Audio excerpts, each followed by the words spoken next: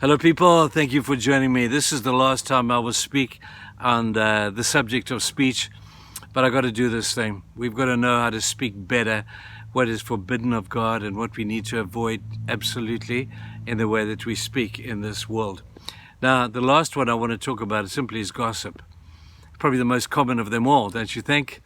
You know, we will sit with others and we will take a tasty morsel, and someone will come and say, Trevor, I think you just need to know, and I know what's coming.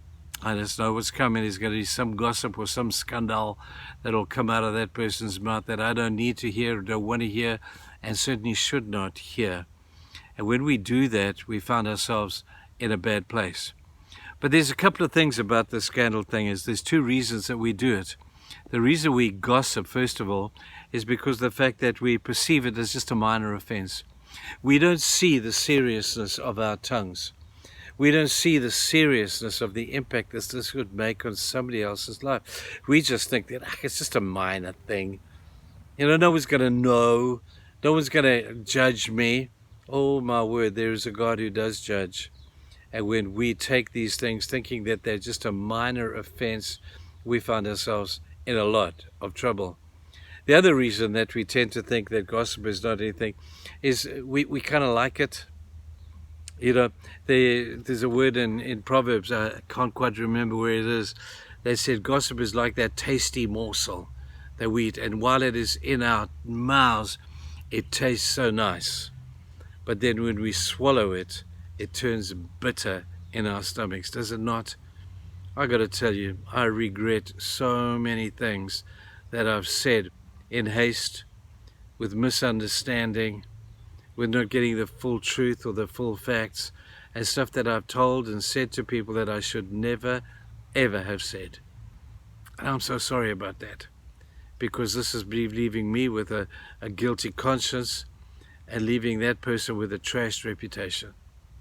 So let's be really careful on the issue of scandal and the issue of gossip. You know, we bring others down sometimes, and we say, well, why do we do that? Why do I want to bring other people down by saying nasty things about them or even half-truths about them? And one of the reasons that we like to bring others down is because it makes us look bigger. It makes us look higher up the scale than them. And if we only knew that there is a God who listens to every conversation we have and he judges it. He's a God of love. He's gracious. He's kind. But man, he hates the poor use of your tongue. It's not an unforgivable sin. We need to come to God like Isaiah did when he had the coal of God taken from the altar, and the angel flew across the room, and there's Isaiah on the floor declaring, I am a man of unclean lips, and I live among people of unclean lips.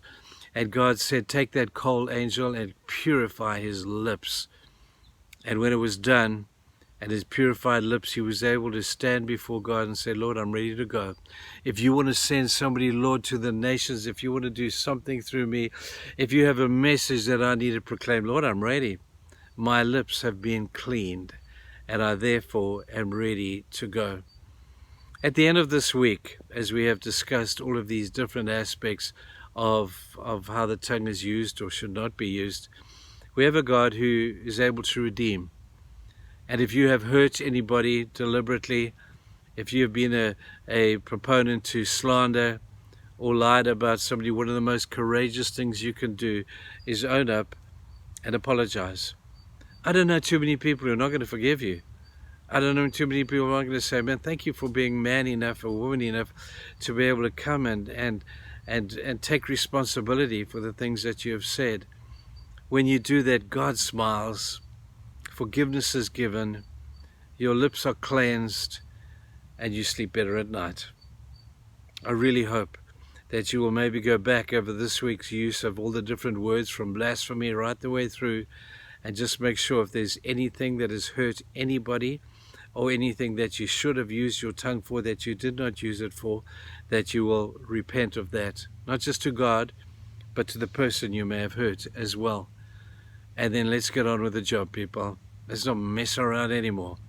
Let's use our tongues to proclaim the goodness of God, to sing his praise, and to spread his gospel across the entire world. That's why it's there. I hope we'll use it well.